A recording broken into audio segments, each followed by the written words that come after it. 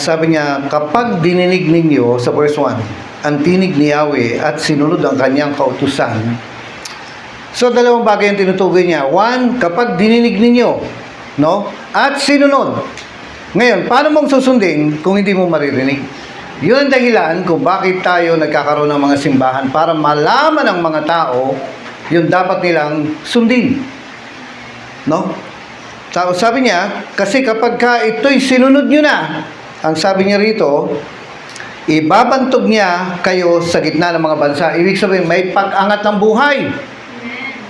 No, ano ba sa ano ba sa Ilocano yung pagtaas? Ano po? Rangkay. Rangkay.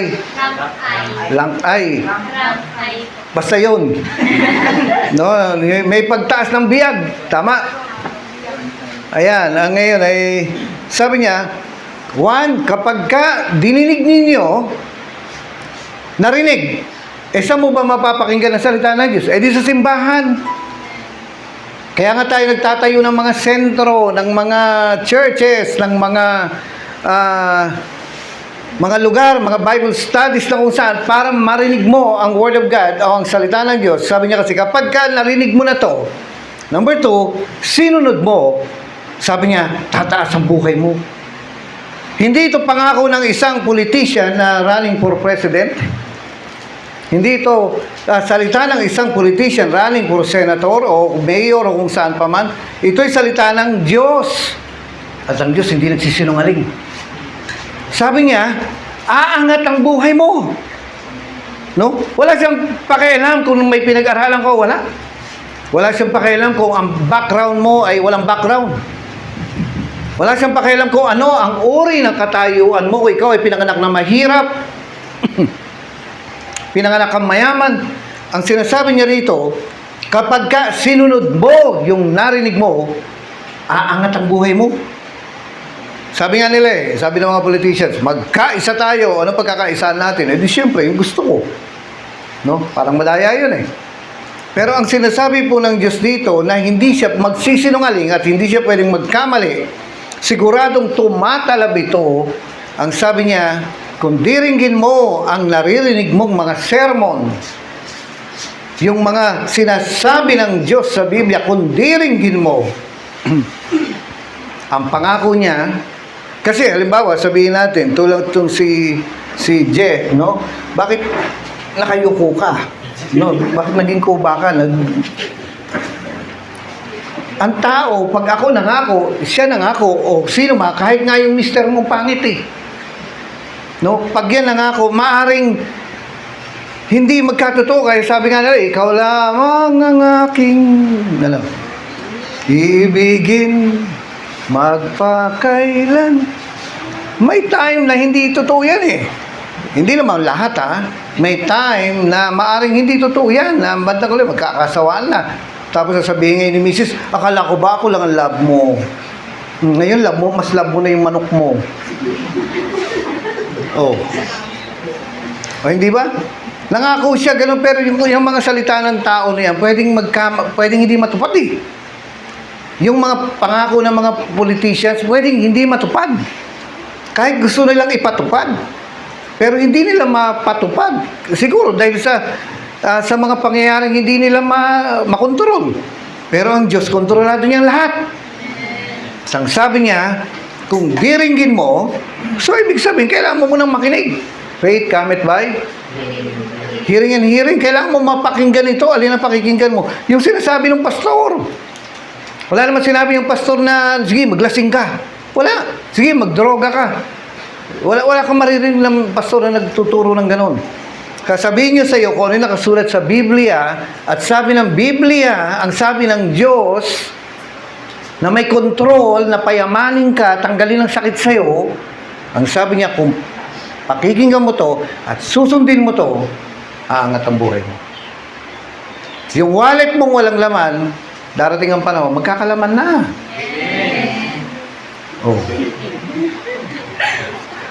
Sabihin mo sa katabi mo, makakabayad na ako ng utang sa'yo.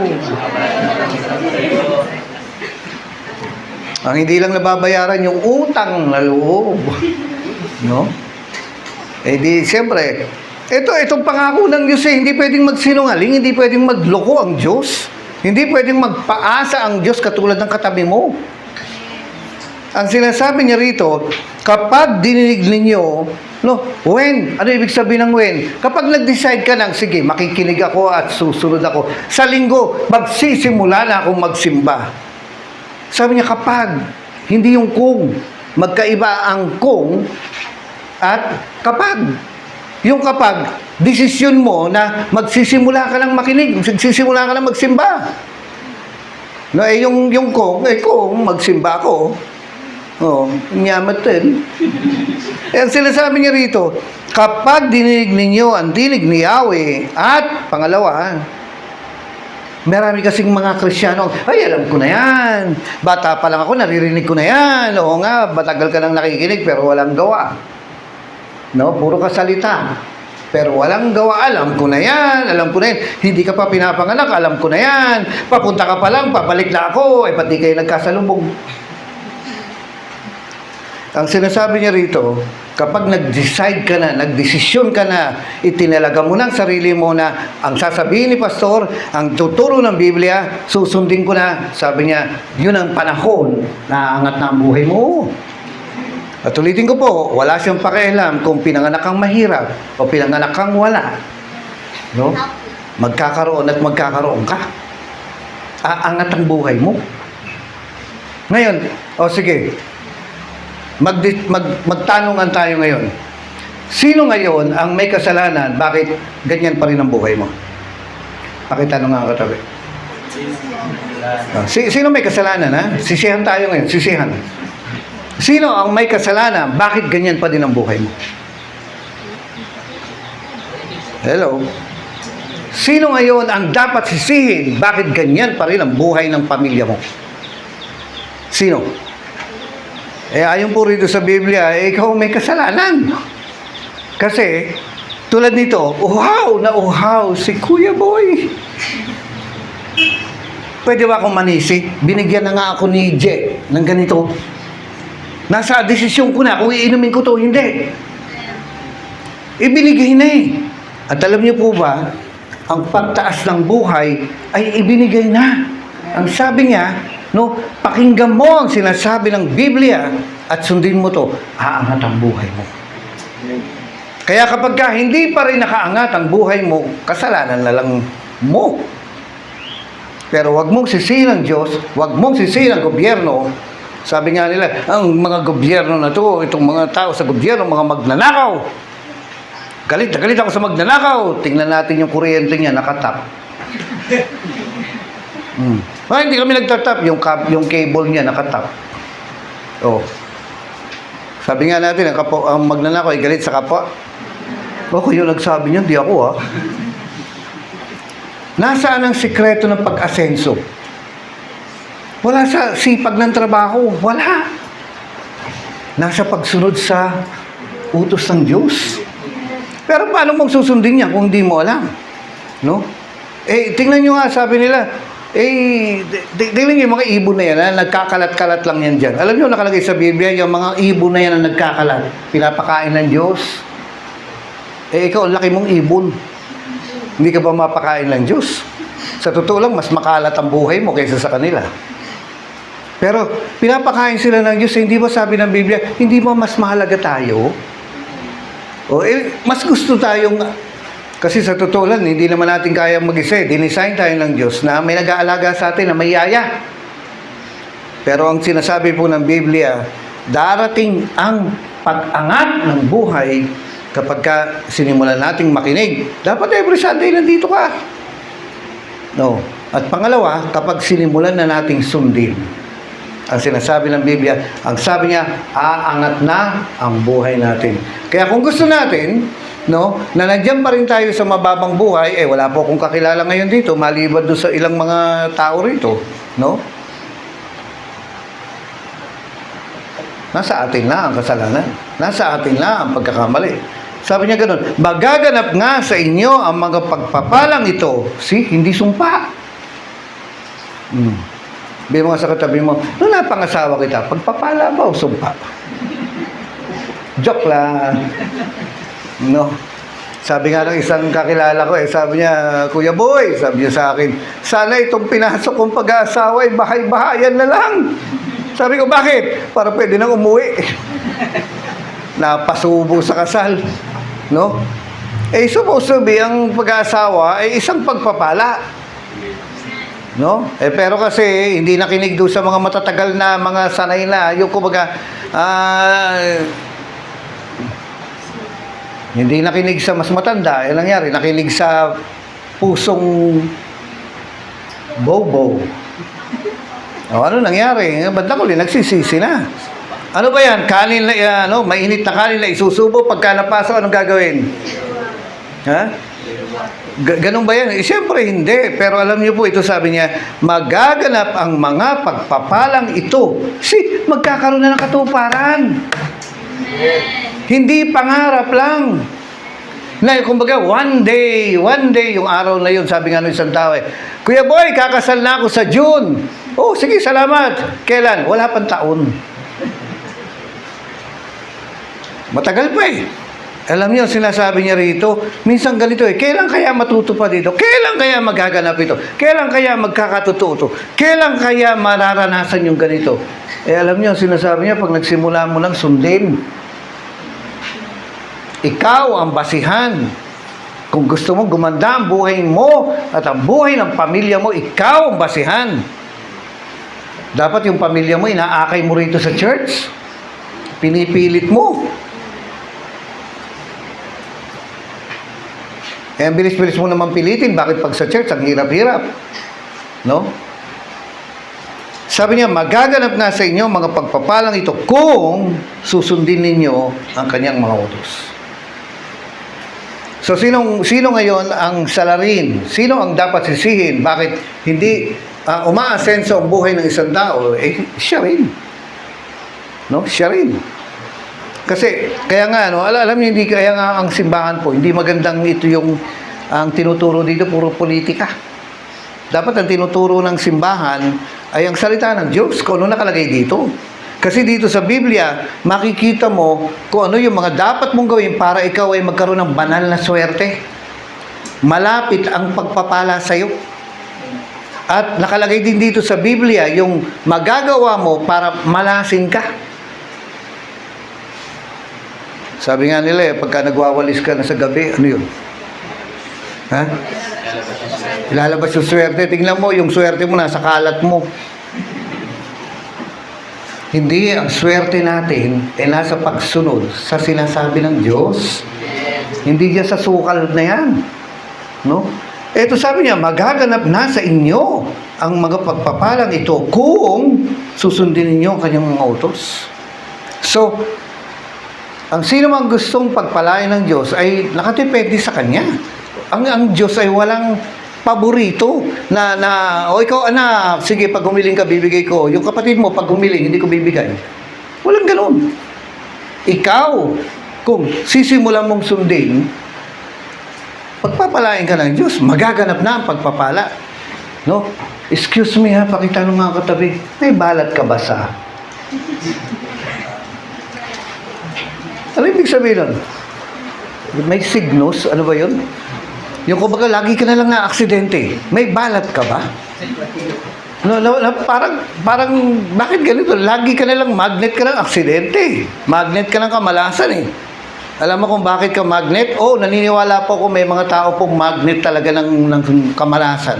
Bakit? Kasi hindi nasunod sa kalooban ng Diyos Hindi nasunod sa salita ng Diyos. Kasi sabi niya, kapag ka dininig mo ang utos ng Diyos at sinunod ito, sisimulan ka ng swertehin. Although hindi maganda yung word na swerte, kasi hindi naman nakalagay sa Biblia yung swerte, ang nakalagay sa Biblia, pagpapala. Sabi niya, kapag ka nagsimula mo ng sundin ang utos ng Diyos, sisimulan na sa iyong pagpapala. Suswertehin ka na. O sige, check nga natin. Ano ba ang sinasabi ng Diyos patungkol sa kaaway? Ang sabi niya, huwag ka nagtatanim ng sama ng loob. Ay, di ba? Mark 11:25. Yan ang nakalagay. Sabi niya, bago ka kararag, No? Alam niyo ba yung kararag? O siyempre, taga rito po kayo. No, yung nga lang, yung sa Facebook, hindi nila alam. Bago ka mag-pray, magpatawad ka muna para patawarin ka rin ng Diyos. No? Ngayon, hindi mo lang alam, Kuya Boy, ang ginawa nila sa akin eh. Nagpunta ako sa bahay nila, tinago yung sardinas. Lagi kong binabanggit yung ganito, no? Pero, hayaan mo na yun. Kalimutan mo na yan. Mukha ka na mag-sardinas eh. Pakawalan mo na yan. Kumbaga, bitawan mo na yan. No? Magpatawad ka kung mali ang nagawa. Hindi mo alam, Kuya Boy, kung anong ginawa ng mga magulang ko sa akin. Kaya galit ako sa mga magulang. Kahit na, magulang mo yan, born again ka na. Magpatawad ka. Kung ano man ang ginawa nila sa totoo man o hindi, patawarin mo sila. Bakit kasi hindi patatawarin ng Diyos ang kasalanan mo? Kaya nga sabi niya, Ama namin, sumasalangit ka, sambahin ang ngalan mo, patawarin mo kami sa aming mga pagkakasala, katulad ng pagpapatawad namin sa iba. Kung hindi ka magpapatawad, hindi ka rin papatawarin. So ngayon, alam mo na yan, sinasabi ng Diyos sa'yo, kapag ikaw ay magpe-pray, at bago ka magkararag, magpatawad ka muna para patawarin ka ng Diyos, at kapag napatawad ka na ng Diyos, ibibigay niya sa hinihiling mo. O ngayon, alam na natin yan, kailan natin gagawin, kailan natin susundin. Amen po ba? Yun, yung napaka-basic nito na, kailan mo susundin? Hindi ko mabitawan yan. Galit ako sa kanila, Kuya Boy. Wala. Mamalasing ka talaga. No? At kung alam kong ganyan ka, ayokong dumikit sa'yo. Kasi pagka dumating na yung bus, siguradong tatamaan ka, lalayo na ako. No? Tapos gusto mo mapangasawa yung taong hindi marunong magpatawad, ay di buong pamilya nyo, magnet ng malas. No? Kaya dapat ang mapangasawa mo yung yung Kristiyano na nagpapatawad. At saka siyempre, pogi. Gusto mong pangasawa yung pangit? Siyempre, walang may gusto nun. No? Kaya sinasabi niya gano'n, magaganap nga sa inyo ang mga pagpapalang ito kung susundin niyo kanyang mga utos. Hindi lang sa pagdinig. Kasi kalahati lang yun eh. Kumbaga, para makalabas ako, ilang hakbang yan bago ako makapunta ron. No? Ano to? Tapusin na natin yung service. Bakit? Kasi humihinit na. No? Dapat dito meron kayong haircon. No? Haircon. Ganyan ang kapangpangan eh. No? Kalakalahati pa lang kasabi niya, first step, pakinggan, dinggin, at second step, gawin. Oh. Ngayon, hanggat hindi mo ginagawa, kahit alam mo na, hindi pa rin tatalab sa iyo ang pagpapala. Ito yung pinaka-basic na kumbaga, Pastor, pag-pray mo ko, kahit ipag-pray ka, kahit hanggang sa lilehans ka, hanggang sa makalbo ka, hindi ka pagpapalain hanggat hindi mo sinusunod ang utos ng Diyos. No? Ngayon, sabihin natin, no? Maaaring si tatay nanay mo, walang plano sa'yo. Kung meron man, dati, palaglag ka. Pero ang Diyos, malaki ang plano sa'yo. No? Higit pa sa akala mo. Ibig sabihin, magiging presidente ako ng Pilipinas, hindi ko alam. Baka. Pero ang alam ko, malaki. Tama ba kung ano? Hindi ko kasi nakakaintindi ako ng Ilocano, hindi mo ako mabebenta sa Ilocano eh. Yung, kumbaga, nagdakil sa plano ni... Tama ba? Hindi. Yung ano ba sa Ilocano yung malaki? Dakil. Parang ano nga, hindi pwedeng dakil. Parang dapat meron dakil. Yung parang meron gano'n. No? Lalo na yung panggalutok na yan. Parang may tono eh. Pero ito sabi niya, magaganap na sa inyo mga pagpapalang ito. Kailan magsisimula akong swertehin? Kailan ako sisimulang pagpalain ng Diyos? Kahit na magngangawa at maggagawa at magsisigaw ka riyan, hanggat hindi mo sinusunod ang utos ng Diyos, mamalasin ka lang at mamalasin. Ayoko maging malas. No? Ang simula daw ng pagpapala ng Diyos kapag nagsimula mo ng sundin. Sige, magmula ngayon, magpapatawad na ako, salamat naman. No? Salamat naman. Kasi doon yung hindi mo pagsunod sa kalooban ng Diyos, yung hindi mo pagsunod sa utos ng Diyos ay harang sa pagpapala. Sa halip na parating na ang pagpapala, ito nga nakakalungkot eh. Tama ba? Lakay ka na.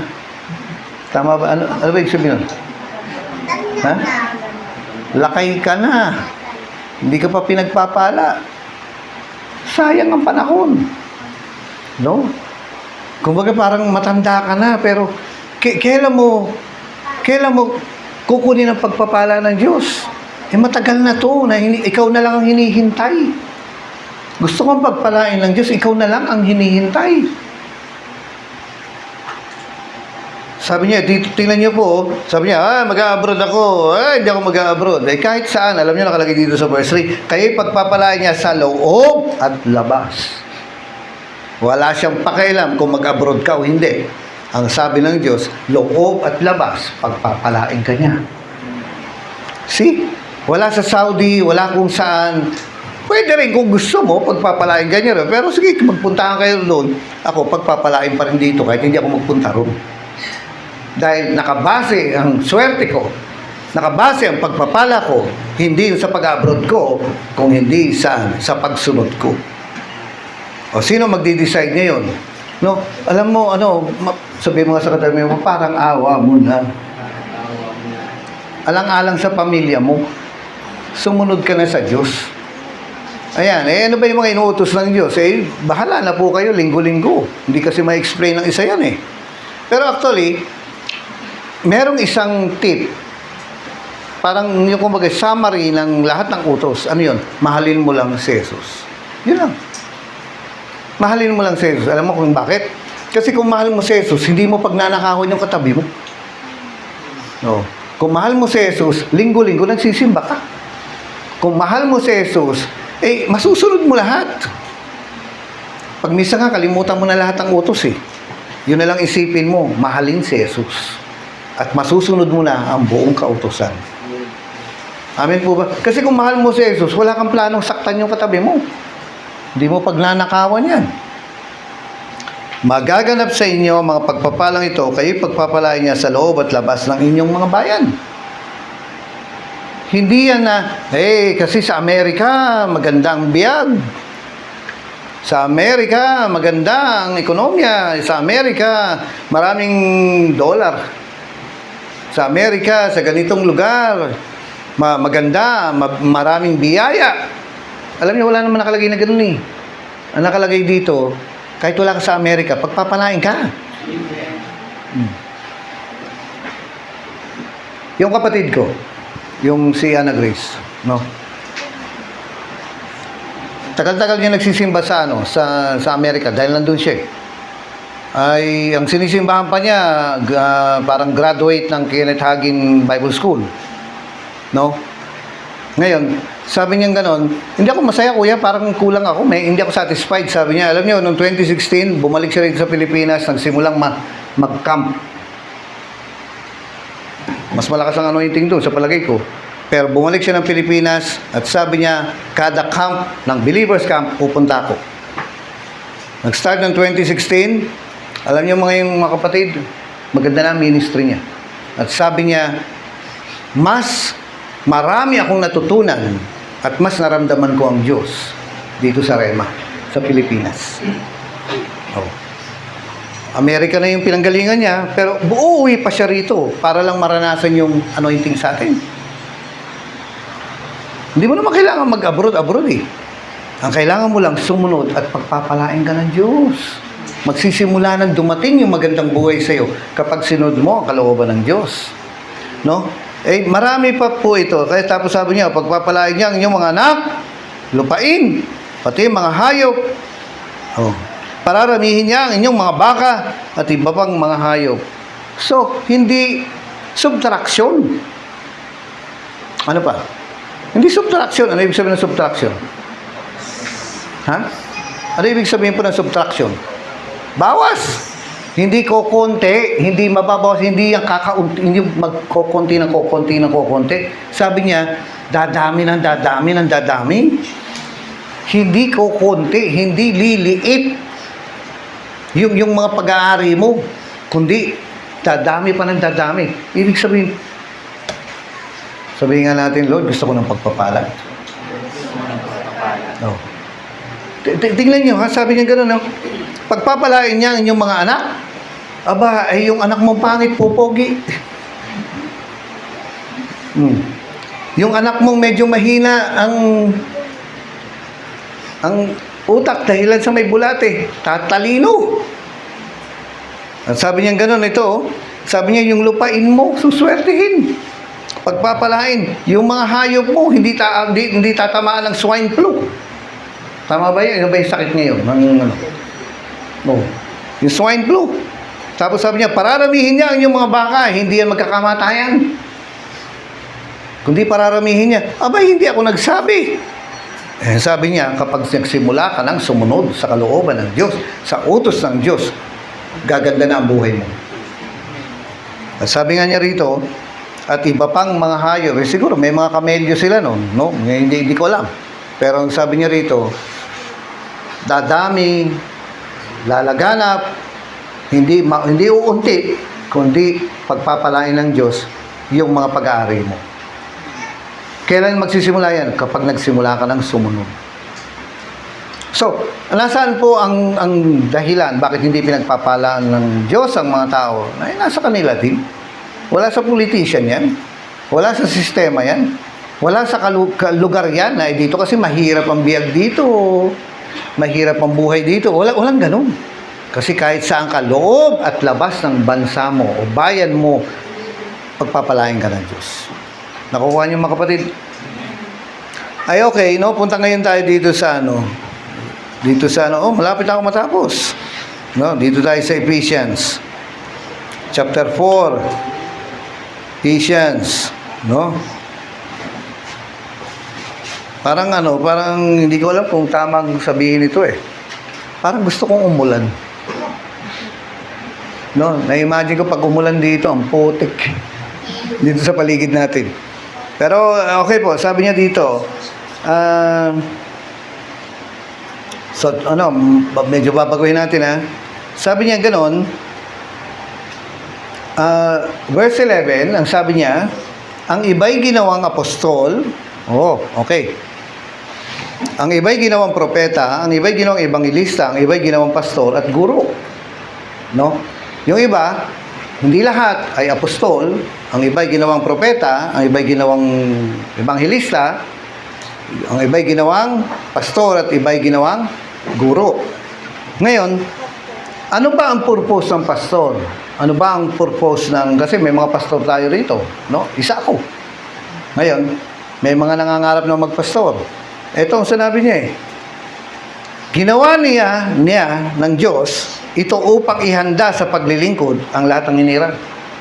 Minsan nakakakalito ito eh. Gusto mo magpastor. Kaya mo na bang i-ready ang mga tao na maglingkod? Ikaw ba? Kamusta ba ang paglilingkod mo? No, parang ikaw gusto mong, kaya ka kasi nagpapastor, ang sabi niya, binigay niya ito, mga tao ito, ginawa niya ito, He created, yung mga apostol, propeta, gusto mong magpastor, ang sabi niya, ginawa niya ito, para ihanda sa paglilingkod ang mga tao, i-ready mo raw maglingkod. Ang tanong dito, ikaw ba, kamusta bang paglilingkod mo? Gusto mong i-ready sila sa paglilingkod? Dapat ikaw, naglilingkod. No? Kumusta? Ito mga kapatid, sabi niya, ang bawat isa sa atin ay tinawag na maglingkod.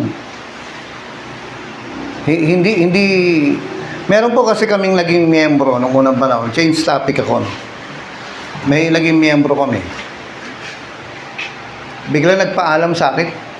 Nung una, siya ay Sunday school teacher. So, tumatayo sa pulpito. Tuturo. Teaching. Pangalawa, naging MC siya. So, siya yung parang, alam mo tawag yun, basta MC, alam niya naman yung MC. No? Tapos, bandang huli, nagpaalam niya sa akin. Ang sabi niya sa akin, Kuya Boy, lilipat na ako ng ibang church. Sabi ko, bakit? Sabi niya, hindi ako lumalago rito. Alis na ako ng church. Kasi, I'm not growing here. Yung English bata. No, hindi ko alam sa Ilocano yun. Huwag nyo na pa Ilocano. Sabi niya, hindi ako nalago rito sa church. Lilipat ako. Naisip kong gano'n, ano pa bang paglago ang gusto mo? Sabi ko, nasa pulpito ka na eh, kasi ang usher nandun lang sa likod. Ang musician nasa tabi lang, side. Pero ang nagtuturo, ang nag-MC, nasa gitna ng pulpito. Standing behind the pulpit. Mataas na posisyon na yan. Kasi yung sinasabi mo, may dating sa tao. At bilang teacher, ikaw ang nagsishape ng thinking nila. Kaya sabi ko, ano bang paglago ang kulang sa'yo? Kasi hindi daw siya lumalago eh. Ano bang paglago ang gusto natin sa sarili? Bakit mo masabing malago ka? Alam niyo mga kapatid, natawa ako eh. Na parang nag-iisip tuloy ako na, ano pa bang kulang sa kanya? Ano bang gusto niya? Gusto niya maging President of the Philippines? Gusto ba niyang maging President of the United Nations? Anong dahilan? Bakit hindi siya lumalago? So, nag-iisip po akong ganyan. No, sabi niya gano'n, lipat na lang ako, Kuya Boy, kasi hindi ako lumalago rito. Matagal na to. Ngayon, tingnan nga po natin, ang tunay na paglago, ang sabi niya, ginawa niya ito para ihanda ang bawat isa na maglingkod sa lahat ng hinirang sa ikaunlad ng iglesia. Kung ikaw ay maglilingkod sa Diyos, dapat nakikinabang ang buong iglesia, hindi yung ikaw lang. Nakukuha niyo mga kapatid, medyo bagalan ko ng konti ha, pero bibilisan ko na. Bakit? Kasi mapiprito tayo. Alam niyo, maganda rito, lagyan niyo po ng tela. No, yung tela na yung pag ganun, mura lang yun. Kasi pagka insulation, tawag dito, nangina. Mahal. So, okay po, no, dapat pala nagdala na kayo ng ulam, para dito na maluto. Ay, okay. Kasi binigay niya ang mga apostol, ang mga propeta, itong mga taong ito para ihanda sa paglilingkod ng mga tao, ang mga miyembro. Kasi kayo po ang maglilingkod sa Diyos. Hindi yung 5 yun. Hindi yung pastor lang. Hindi yung musikero lang. Hindi yung MC lang. Kundi kayo. Kayo ang maglilingkod sa Diyos. Nakukuha niyo po ba? At ang isa pong pinakamagandang paglilingkod, yung isa sa pinaka-highest na level ng paglilingkod, yung pinakamataas, naglilingkod sa labas ng simbahan. Ano yun? Nagso-soul winning. Hindi yung, lagi tayo dito sa church, pero walang soul winning. Dapat, ang tunay na naglilingkod, may soul winning. Nakukuha niyo mga kapatid? Kaya nga, sabi niya rito, no? Ang isang tunay na paglilingkod, naglilingkod sa labas ng simbahan, naghahanap ng mga kaluluwa. No? At ang pangalawa naman, yung isa, pero same din lang, ay yung taga-kararag, taga-pray. At yung isa, ay yung taga-bigay, taga-offering. Nandiyan lang naman ang basic na trabaho ng isang Kristiyano. Ngayon, saan ka naglilingkod dyan? Isa ka ba sa mga humahayo? Kasi ang gusto ng karamihan, gusto maging pastor. Yung pagpapastor, mabigat na yan. Bakit kasi? Ikaw pastor, ire-ready mo sila. Nare-ready mo ba sa paglilingkod? Ikaw muna. No? Gusto mo, paano ko bang magandang sabihin ito? Yung paglilingkod ng mga Kristiyano, hindi pwede sa loob lang ng simbahan kasi meron pang labas ng simbahan. At kailangan tayo po ay lumalabas at nagdadala ng kaluluwa. Ito yung isang trabaho natin. Ang isa pa riyan, yung taga-kararag. Pupunta ka rito sa church at ikakararag mo yung mga taong nakapaligid para yung mga humahayo ay hindi mahirapang magdala. At yung pangatlo, ikaw ay tutulong financially para may sustento para yung mga taong humahayo at yung mga tao sa simbahan na tulad nila pastor, worker, ay hindi mamamatay dahil sa gutom. Nakukuha niyo mga kapatid. Andun, umiikot lang naman yan dun eh. Siyempre, meron pa rin iba, pero nandun lang yan eh. Kasi nakita ko po itong taong ito, nasabi niya, di ako lumalago rito. Matagal na to. Di ako lumalago. Sabi niya. Sabi ko, nisip ko, ano ba paglago ang gusto mo? Bakit kasi? Di ba dapat, kung talagang, kung halimbawa ikaw, hayo ka ng hayo, kararag ka ng kararag, at bigay ka ng bigay. Tapos sabi mo, di ka lumalago, maaring umagri pa ako sa iyo eh. Pero yung gusto mo lang, nagsasalita ka lang sa pulpito, tapos magtataka ka, hindi ka lumalago, parang may mali. Alam niyo, sabi ko, sumama ka sa overnight, pray tayo. May overnight ba kayo rito? Pray tayo, pray tayo. Eh, alam niyo, mga taga-Rema, pag nagpe-pray, patay ang ilaw. No? Bakit? Para pag humikap, hindi kita ng mga tao. Eh, maya-maya, tapos na yung prayer. Sinindihan ko yung ilaw. Pagkita ko, tulog. Tapos nagtataka siya, bakit di siya lumalago? O, sino may kasalanan? Pakisabi nga sa katabi, pwede kitang sabunutan. Hindi lumalago siya, nagko-complain siya, hindi siya lumalago, pero nung prayer na, narinig ko nga yung tongues niya, na-interpret ko. Bakit? Tulog sa prayer.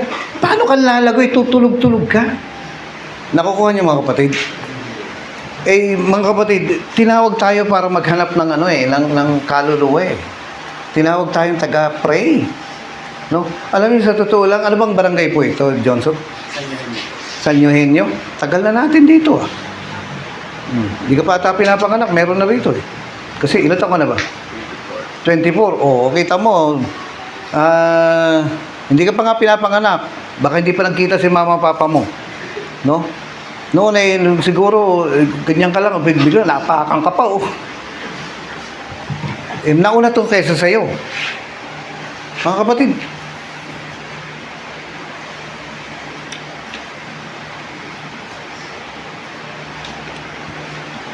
kung gusto natin lumago, nandun yun eh. Nasa paghayo, nasa pagpray, at saka nasa pagbibigay. Okay, basic na basic yun. Kasi, sabihin ko sa iyo na kahit na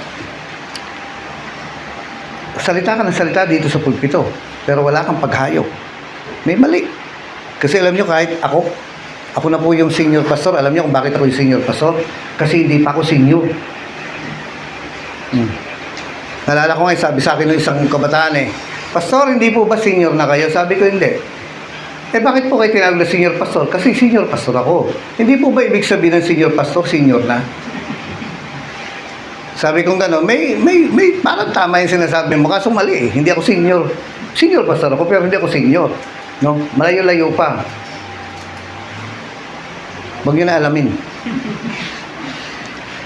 Kasi ito pong yung mga tao, nakiliti lang ako nung sinabi niyang hindi siya lumalago. Pero nung sinindihan ko yung ilaw, tulog sa prayer. Paano mo masasabing siya pang sisisihin ko, nakukuha niyo mga kapatid? Ayan eh. Naalala ko po yung sino bang gitarista natin dito? Halika na, gitara ka na. No? Ilang taon na ba tayo magkakilala? Tagal na, siguro mga 10 dekada na. Alam niyo po, ilang taon na to? 80 na to. No? Eh, bata pa lang ito eh. Disciple ni ni Pastor Marlon ito eh. O sige, tugtog ka na iha. Mag-close na tayo. Nung nung isang araw, doon sa isang simbahan po natin, ay meron po silang meron silang pinagpe-pray na may sakit. Ngayon, ang problema po dito sa taong ito, ayaw ng pamilyang pag-pray. Ayaw nila ikararag.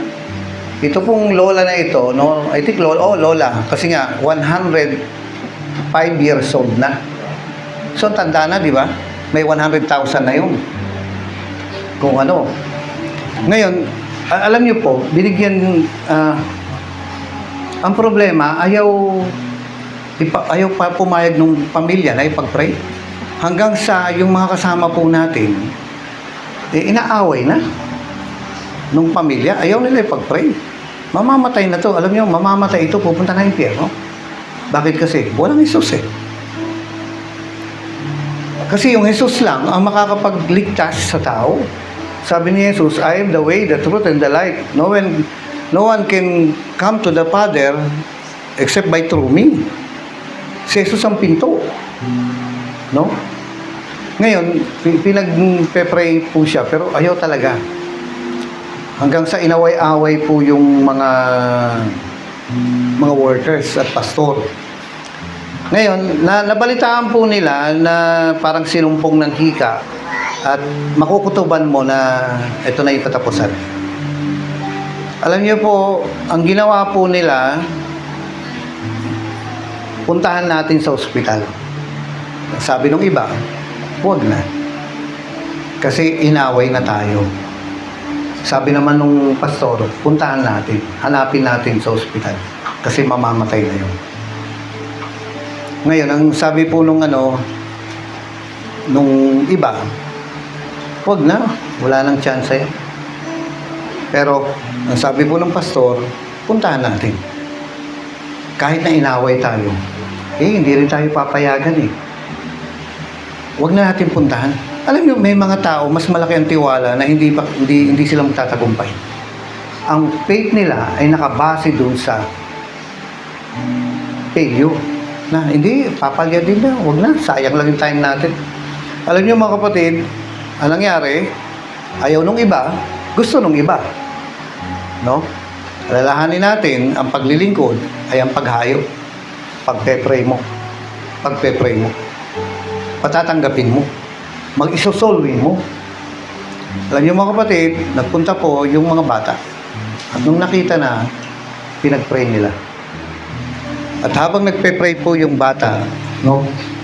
Habang kinakararag ng bata, yung matanda ay nakatingin sa kanya. Doon sa mukha nung nagpe-pray. At mangyak-ngyak. Hanggang sa umalis yung bata, dalawa sila. Umalis sila. Hindi worker ito, miyembro lang.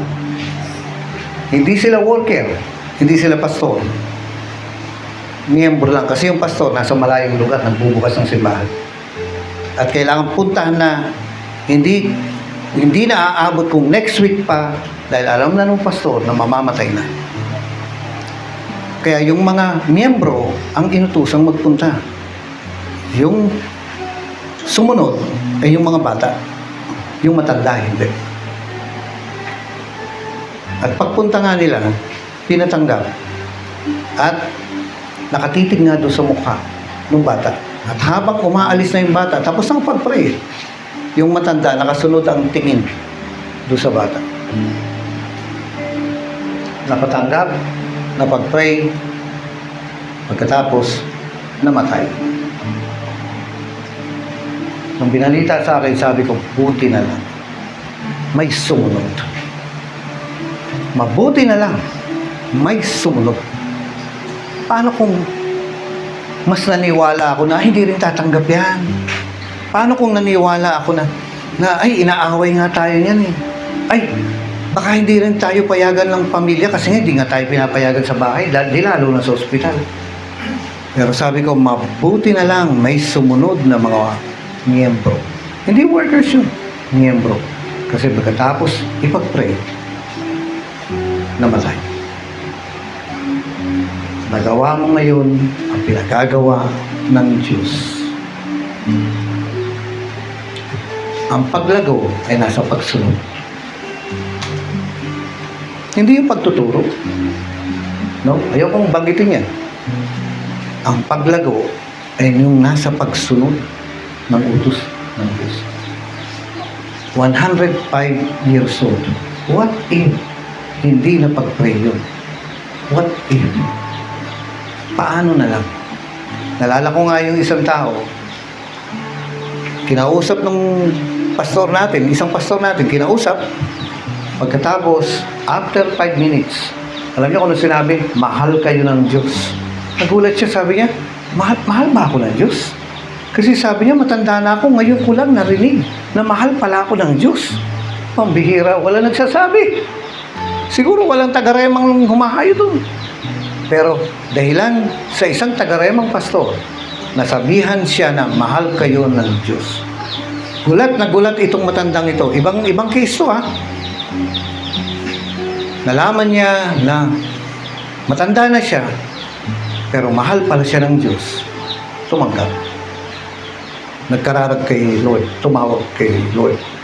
Alam niyo, after 5 minutes, namatay. Inatake na sa puso. Paano kung tinamad yung taga-rema na yun? Paano kung tinamad yung pastor na yun? Saan kaya pupunta? Nagagawa ba niya ang trabaho niya kung puro, umuulan eh. Ang paglago na isang Kristyano ay nasa pagsunod. Hindi yung puro turo na lang ng turo. Kasi kanta ng kanta, anong pinagkaiba mo kay Sharon Cuneta? Ang tunay na paglago ay nasa pagsunod sa inuutos ng Diyos. At doon tayo pagpapalain, doon tayo susweldohan ng Diyos dahil tayo'y sumusunod. Yoko po tayong lahat. Alay sa'yo ang pagsamba, buong lakas itatanghal kita.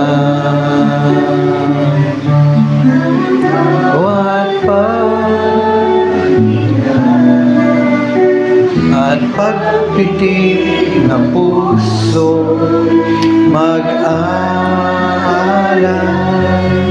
sa'yo ang pagsamba, buong lakas itataas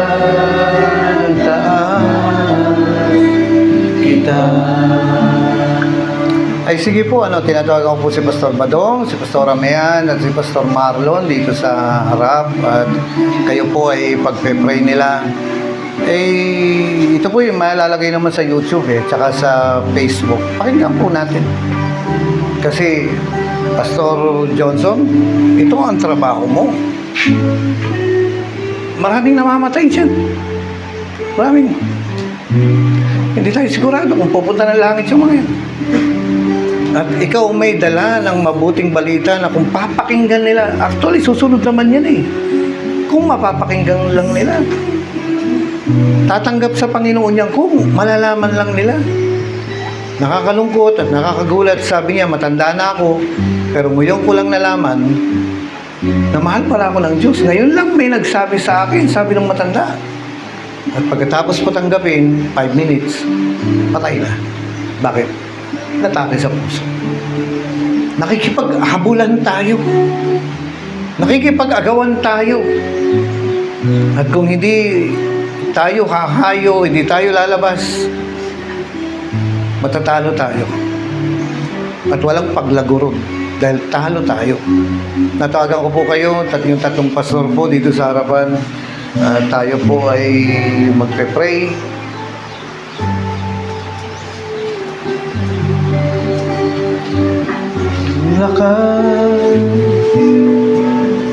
Ikakararag nila kayo, ipagpe-pray nila kayo, no? Dahil kailangan natin ang mga taga-hayo, taga-pray at taga-bigay. Ay sige po, tulad ng ginagawa natin, i-claim natin na Lord, maglilingkod sa iyo ang mga taong ito. No? Gamitin mo sa iyong gawain. Sige po, kahit paulit-ulit yan, pag-pray po natin sila.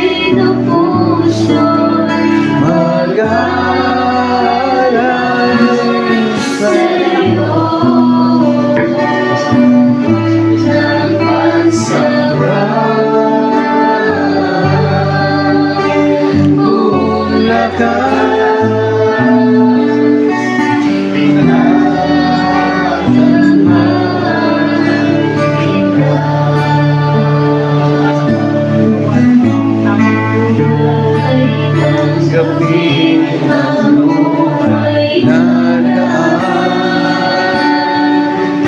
Kalugod sa iyong harapan, ang bawat at pagpitik ng puso mag-alay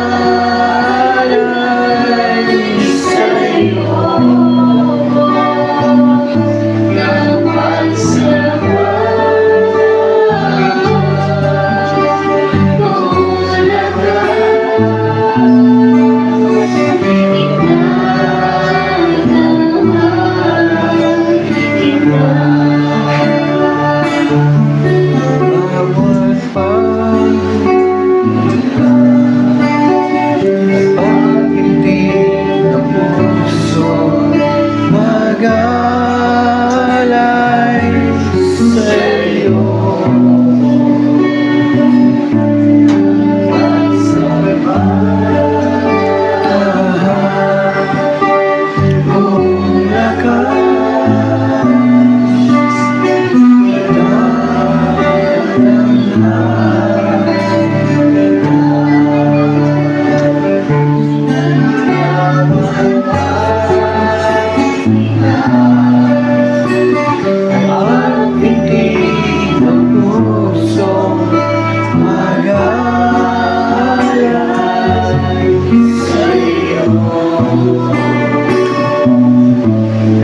Pagsamba,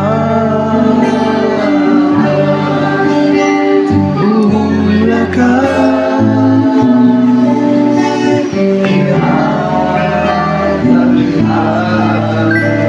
kita.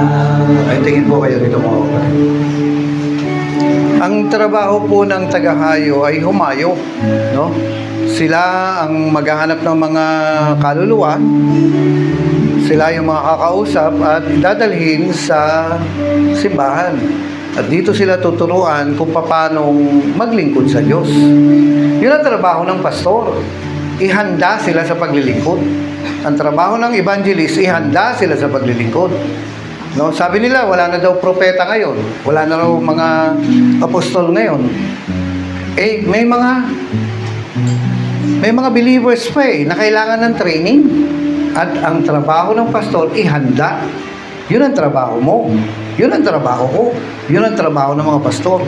Ihanda sa paglilingkod. Hindi pagpraktisan lang na sermonan. Ang trabaho ng pastor, ng evangelist, ng propeta, ng pastor at guro, ihanda sa paglilingkod. Hindi taga-upo lang, kung hindi ihanda sila sa paghayo. No? Yun talaga. Ngayon, ano naman ang trabaho ng taga-pray? Sila ang magdi-decide kung gaano kadaming tagumpay ang makukuha ng humahayo. Kasi kahit masipag ang humahayo, pero ang taga-pray, medyo tamad. Kaunti lang ang magagawa ng humahayo. Mas marami riyan ang palyado. Kasi ang ng tagapanalangin, sila ang magbibigay ng tagumpay sa mga tagahayo. Kaya napakahalaga na i-train din natin sa ating mga simbahan na ihanda ang mga tao na taga-pray. No? Ay ang best way riyan ay maging example tayo sa taga-pray. At ano naman ang trabaho ng taga-bigay? Para itong sentro natin, itong church natin ay patuloy ang gawain. No? Kasi sabi ko nga kapag nakukuha niyo mga kapatid, para magpatuloy ang gawain, no? Kayo po magsusupply ng pagkain, ng tubig, ng ilaw, at ng mga basic na pangangailangan. Hindi niyo naman kailangan bilhan sila ng sports car, no? Pero yung basic needs nila, yun ang trabaho ng tagabigay para magpatuloy ang gawain. No, kaya ulitin ko po, naalala ko nga, no, yung kapatid ko dati, dahil nagkukwento siya sa akin, noong unang panahon, dito sa Manila, dahil isa pa lang talagang simbahan noon, ang trabaho niya ay backup singer, nandito siya. Pero at the same time, yung kapatid ko, ang tagapagpatanggap ng tangs. Dalawa lang sila na nagpapatanggap ng tangs. Yung iba, hindi yan. Yung ngayon, natuto na yung mga tao magpatanggap ng tangs eh. Pero noon, dalawa lang sila na nagpapatanggap ng tangs. Ngayon, kinukwento niya sa akin na doon sa Amerika, doon sa simbahan nila, binigyan siya ng group na siyang hahawak. No? Malaking simbahan nila eh. At ang planong gawin ngayon ay magpapatanggap siya ng tangs. Sabi ko, alam mo yan, dahil yan ang trabaho mo dati. Ngayon, yung gift, parang sabi ko, after 2 decades, bumabalik sa kanya. Yung original na natrabaho niya sa simbahan, nagbabalik sa kanya. Na wala, hindi aksidente. Kumbaga, hindi sinasadya, kundi yung pastor nila ang nagsabi sa kanya na humawak ka ng grupo. At ngayon, yung teaching ng Rema ang ituturo. No? Doon sa simbahan nila doon, yung teaching natin dito, yun ang ituturo niya. Yan, kaya ano po,